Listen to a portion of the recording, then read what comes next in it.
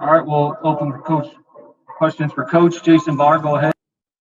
Yeah, hi, Coach. Congratulations on 300 wins. I don't know if you were thinking about that, but was it nice to accomplish that with the way your team performed today against a first-place team in the Pac-12? I would say that my thoughts were I was just really, really excited for our team and for our coaching staff. Obviously, it hasn't been easy. Nothing's been easy, and we've been in some really tough games recently in which I thought we played hard, played well, and just weren't good enough to leave with the victory. Tonight we were able to go from start to finish, and I think it says a lot about our group of guys that they continue to fight, and we really had to play an outstanding game against obviously a very good and very talented team. Was this your postseason game for the team, or am I making a little too much of that? Yeah, I mean, every game down the stretch is kind of like that, truth be told. I think our guys recognized USC's had a great season, competing for the Pac-12 championship. What is it that we have to play for? We're playing for each other. We're playing for our program. We're playing for, the pride and the love for the game. And, if we can beat some of these teams down the stretch, I think it gives us something to feel good about. It gives our players something to feel good about. And, tonight really goes into this category. In the Pac-12, we've played some very good basketball on the road.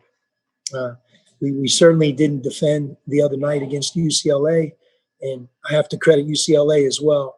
And at Utah, I didn't think that in that particular performance that we were really locked in and together. Got to credit Utah, but all the other games, win or lose, I mean, we've really played hard and played well. And that's why tonight, being able to actually break through and win, it's a way to give everybody a lot of confidence. I could feel it at the 4-minute mark that everyone was still just very unsure, because we've been in this situation a number of times this year and it hasn't always worked out for us. But it was good to see us finish the game. Thank you. Jason Shear, you're up. How much did James Akinjo mean to what you guys were able to do tonight? Well, Jason, I think James has had an all-conference season. I mean, statistically, if you look at his numbers, if you look at his meaning towards our team, what he's slowly getting better at, and I don't think he always recognizes this himself, is he's controlling the game better than he once did. You can be a really good player and maybe not have the impact of winning that some other really good players do. Tonight he just controlled everything, and he already can score. Obviously, he's unbelievably talented with the ball in his hands, but it's just kind of like that extra 10%, the know-how, the experience, the knowledge of how to make plays that are going to allow your team to win. And I really feel like he's made a lot of progress over the last month, the last 6 weeks in that area. And then Dalen Terry, you guys have been patient with him. You've said a few times his shots there. He hits the 2 big threes. Just talk about the moment that he was able to have today. Of all the things that happened today, that's at the top of my list, because nobody's given Dalen a lot of sugar right now. He's a young freshman. He's had some really good moments. He's important to our team. He's really important to our future and our program, and we believe in him. I believe in him. But the thing that I love about him more than anything else is his attitude. He just keeps showing up. He just keeps working. And it's been a while since he's felt the shot go in a game like that. But that doesn't mean that he's quit working early in the mornings, before and after practice. And if you're talented and you just keep working like that, you eventually break through. And our game at Arizona State, there was a big reason that we won that game, because he nailed 2 threes.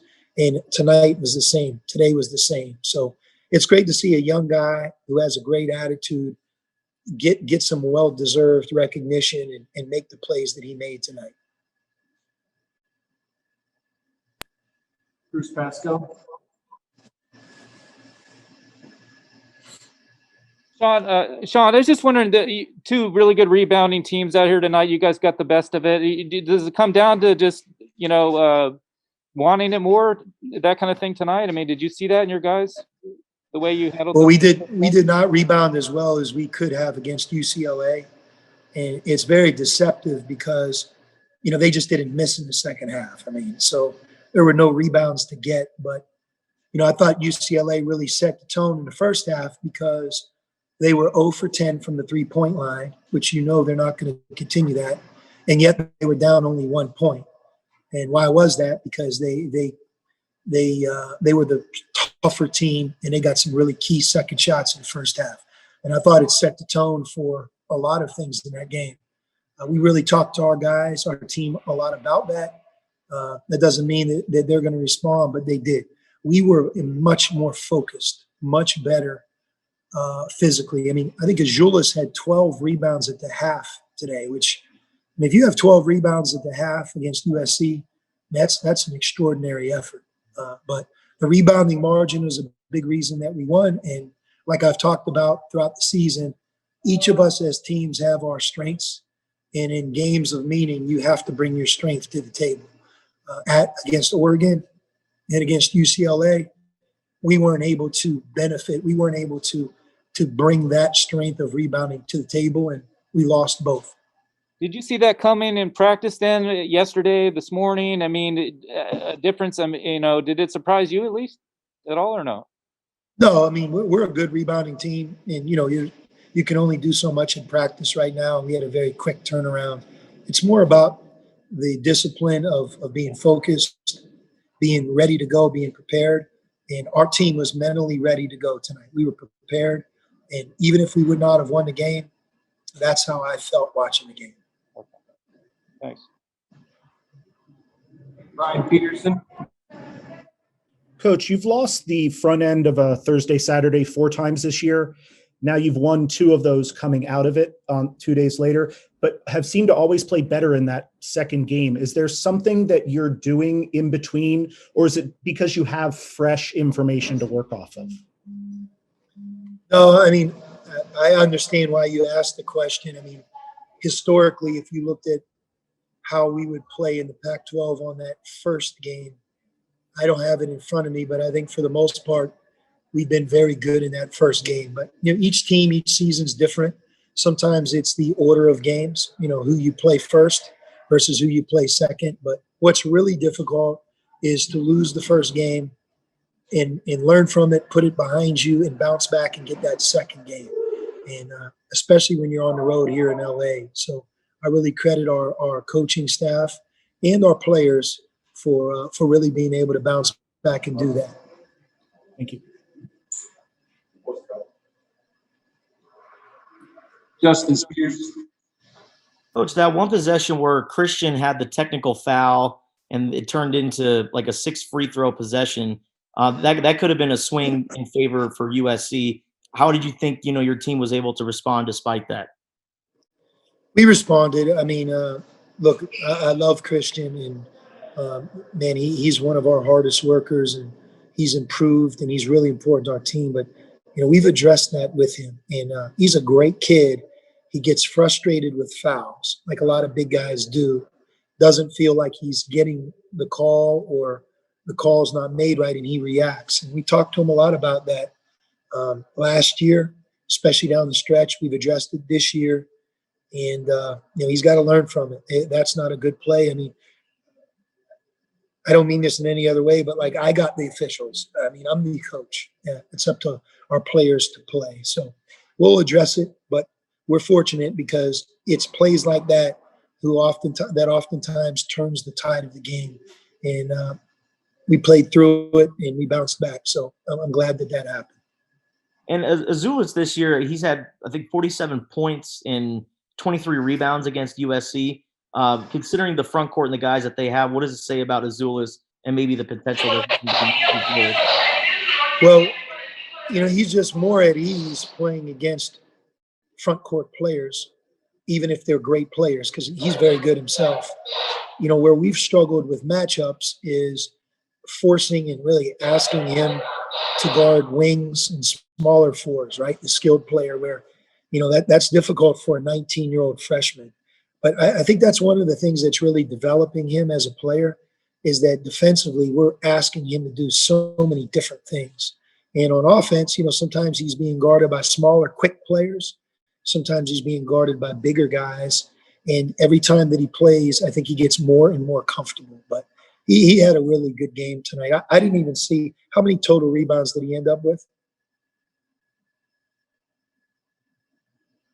He ended up with 15. 15 rebounds? 15 rebounds. Yeah, it's a heck of an effort for sure.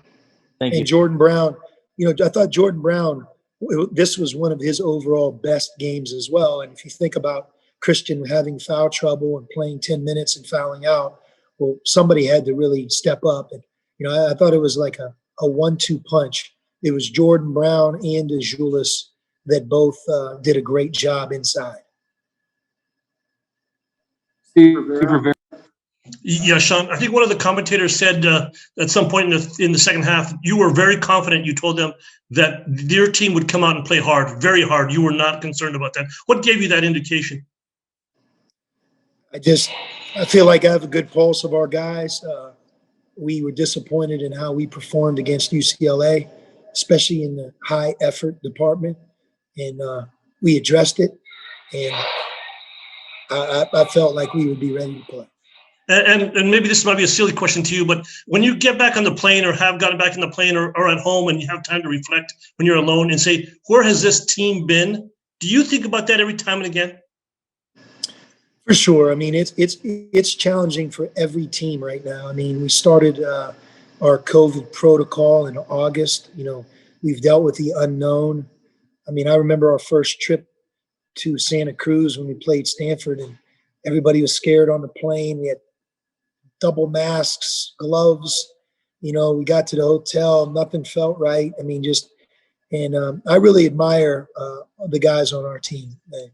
The one thing that I've learned through all of this is when you challenge young people and you're fair with them, but you really, really challenge them, it's amazing what they can do. And I feel that way about our group. Thanks. Two more. We're going to go Bruce Pasco first, then David Kelly to wrap it up. Sean, I didn't get a chance to ask you earlier, but was there ever any? I didn't know if you had any communication with Estonia on Kerr. They played a couple of those Eurobasket games this weekend, and obviously, I think they probably knew he was tied up, but I didn't know if you guys even talked to him or whatever.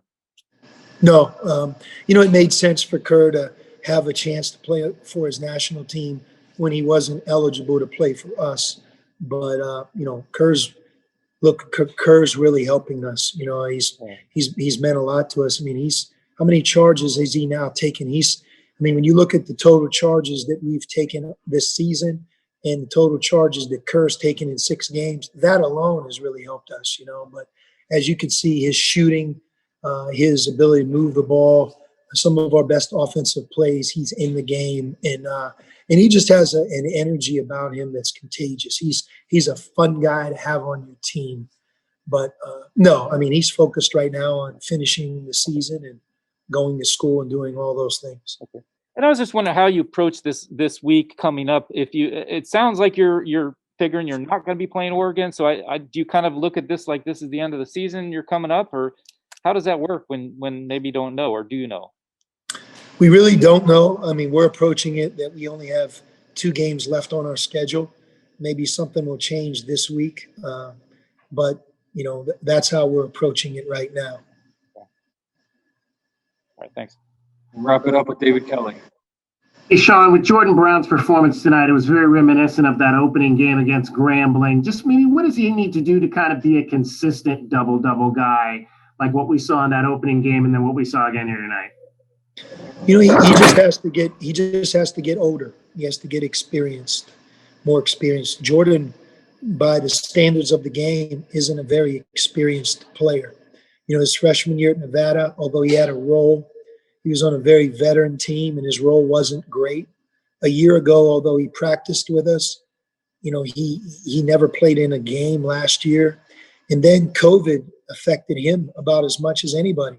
Not only does he not play for an entire year, but we didn't see him until August. So last time I saw him was in early March, and then next time I saw him was in August. And, we didn't have that opportunity to keep working. So this is his real first year of playing in college, and he's had some great moments. He'll keep getting smarter on the court. He'll keep getting better. As you know, he can really score with his back to the basket.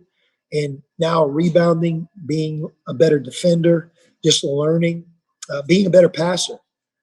JB is a really unselfish guy, but sometimes he's into his move and he doesn't recognize the pass out. He's starting to do that a little bit. So I just think that experience, a great offseason, more games, and I think you'll continue to see a more polished, more improved, just a better overall player in Jordan. Thanks, guys. Thank you.